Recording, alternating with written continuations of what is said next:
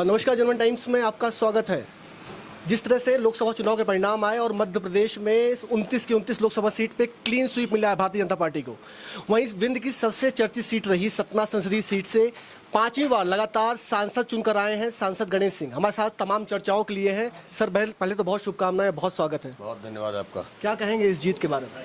सबसे पहले तो आपके चैनल के माध्यम से मध्य प्रदेश के सभी मतदाताओं को, विशेष रूप से सतना लोकसभा क्षेत्र के मतदाताओं को भारतीय जनता पार्टी के प्रचंड जीत के लिए बहुत बहुत धन्यवाद और उनका आभार व्यक्त करता हूं। प्रधानमंत्री नरेंद्र मोदी जी के विकसित भारत के संकल्प को मध्य प्रदेश की जनता ने स्वीकार किया और इसीलिए 29 के 29 लोकसभा क्षेत्र में भारी प्रचंड बहुमत के साथ भाजपा को विजय दिलाई। और अब आने वाले समय में श्री नरेंद्र मोदी जी के नेतृत्व में एनडीए की फिर तीसरी बार सरकार बनने जा रही है।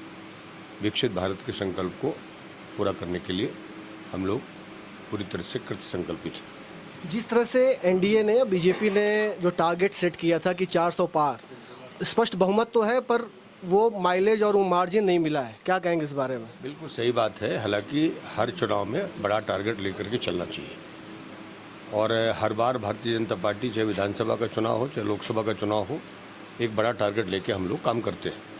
ये बात सही है कि अपेक्षा के अनुसार रिजल्ट नहीं आया और उसकी समीक्षा करेंगे और कहाँ कमियां रह गई उनको दूर करने का प्रयास होगा।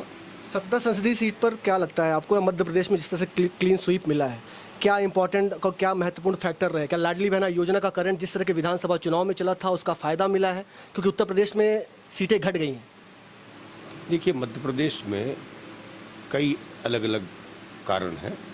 ये बात बिल्कुल सही है कि जहाँ महिलाओं के सशक्तिकरण के लिए लाडली बहना योजना, लाडली लक्ष्मी योजना, प्रधानमंत्री जी की सशक्तिकरण योजना का लाभ यहाँ पर जो मिला है वो निश्चित तौर पर हमें समर्थन मिला है।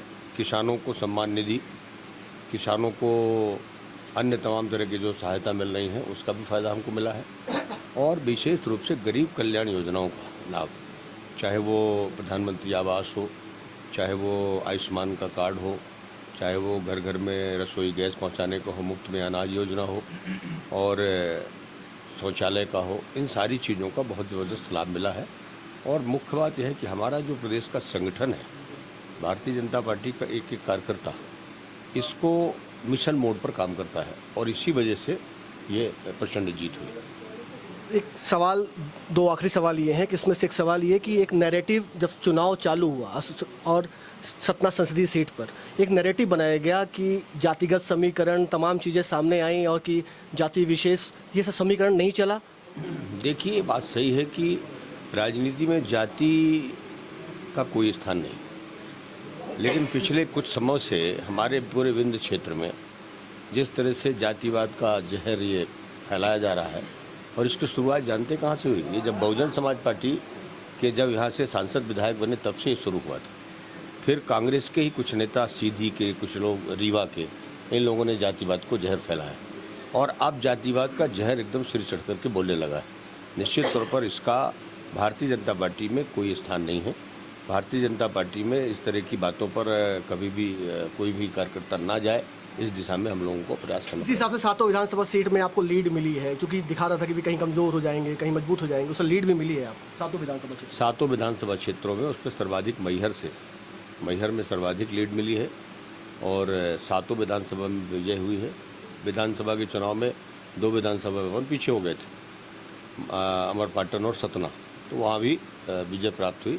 ये सब कार्यकर्ताओं की मेहनत का परिणाम। एक आखिरी सवाल कि आपके साथ जो सामने कंटेस्टेंट थे, जो प्रत्याशी रहे, उनका आरोप चुनाव कैंपेन के दौरान चलता रहा कि 4 बार से सांसद रहे तो कोई काम गिना दें, कोई काम बता दें, उस पर क्या कहेंगे? क्या प्राथमिकताएं रहेंगी, क्या काम किए थे और क्या काम करने वाले हैं? कांग्रेस हमेशा झूठा प्रचार करने में माहिर है। झूठा प्रचार करके उत्तर प्रदेश में हमारी सीटें कम कर दिया।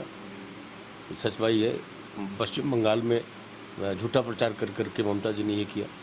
तो ये कुछ करने वाले तो है नहीं, लॉलीपॉप पकड़ाते हैं, हम ये कर देंगे, हम वो कर देंगे, लेकिन जब जहाँ इनकी सरकार होती है वहाँ वो करते नहीं हैं।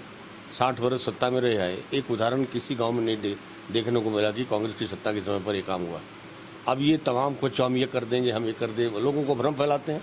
विधानसभा के चुनाव में भी हम सब ने देखा था किस तरह से भ्रम फैलाया था। लेकिन मध्य प्रदेश की जनता ने इनके भ्रम को में पड़ने वाली नहीं, वो सब समझ गई कि ये तो कुछ भी कहते रहते हैं। इस बार भी यहाँ के विधायक ने यही किया और कि 20 साल में कुछ नहीं हुआ। 1000 करोड़ का स्मार्ट सिटी प्रोजेक्ट था, वो उन्हें नहीं दिखाई नहीं पड़ा।